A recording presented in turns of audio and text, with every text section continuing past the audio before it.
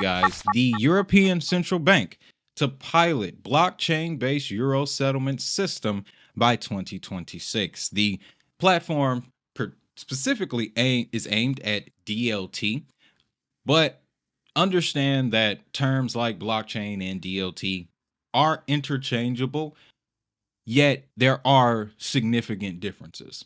And we'll get more into that later. But this also raises another question here because the European blockchain market is a lot more mature than what we have in the United States. They have been studying blockchains and DLTs dating as far back as 2018. There was a lot of speculation around when the European Central Bank would go full steam ahead with DLTs because in the past we are very familiar with the previous DLT based projects that have taken place in the European Union. So, the question that I am putting forth after reading this news, after learning this, is which DLT stands the best chance to win in the EU market?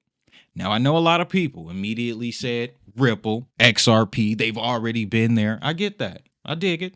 But hold on. There's a couple more players involved that you may not be aware of. Obviously, we do have Ripple. We know that they have worked in the EU for a number of years. They were recently selected for the DLT pilot regime alongside another big name and an asset we're going to cover here in our next segment, the Quant Network. They've worked with the European Central Bank before. And another element to answering the question who can win in the EU market, you have to be aware of MiCA compliant stablecoin issuers, the likes of Circle and Quantos, which we know runs on Algorand. Now, other names that aren't present here, but you may not hear in the general conversation, we got Stellar with their EuroC product. Tezos also has one. That EuroC product, no, EuroV product, EuroC comes from Circle, but Stellar and Tezos share a EuroV stablecoin that is created by Societe Generale. So there's that. Then you also have other players that are emerging in the EU. And here's one that not a lot of people talk about. People throw shade at this asset. But if the European market is getting ready to go full steam ahead into blockchain, this is an asset you're gonna want to keep your eyes on. I'm talking about IOTA. And I'm talking about the European blockchain services infrastructure. Take a second, take an afternoon, dig into this rabbit hole. The European blockchain services infrastructure is funded by the EU government, the governing bodies of the EU. All of the member nations came together to agree on this infrastructure. It has been in place since 2018, where they have been studying both blockchain and DLT. Now, there has been numerous headlines that have come out that have pointed at other digital assets working in the EU. I will acknowledge those posts. I will acknowledge those headlines. But when it comes to official EU blockchain documentation, the only asset that they're mentioning, to my knowledge, is IOTA. And this has been in place going back to 2021. As you can see here, IOTA was selected as one of the 7 projects from 30 plus applicants to participate in the European blockchain pre-commercial procurement program. Now, they have successfully passed through this program, and now they are the go-to DLT in Europe for digital product passports, as well as intellectual property on blockchain. This is already happening. This is already live. So, to answer the question, who stands the best chance to win in the EU now that they are going full steam ahead into DLT? Well, I think we got a few good options that we can look at here. And if you're already holding some, then you're already in the best position. I don't need to tell you anything else. I really don't. I will end with this though.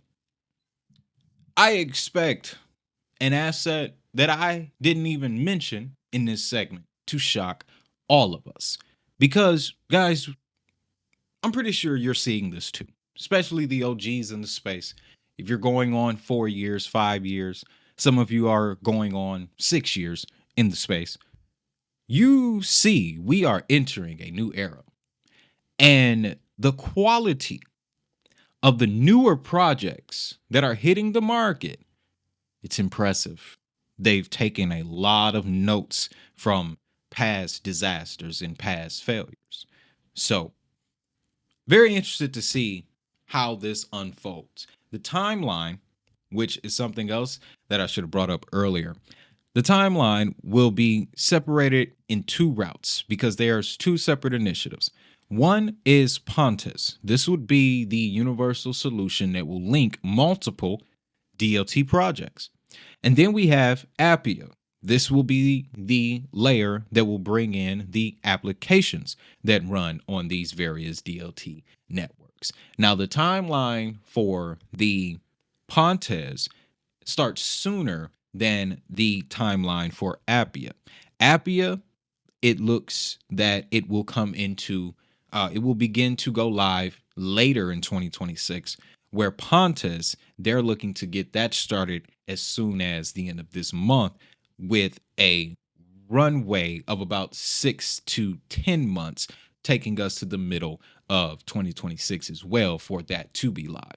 So they want to establish the network connections first, then bring in the applications.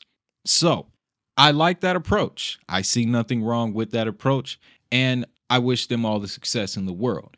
And like I said, the European blockchain market, with it being a lot more mature, with them already having regulations in place, with them already having the knowledge, and they've already tested multiple DLTs. Watch out for the EU market, man.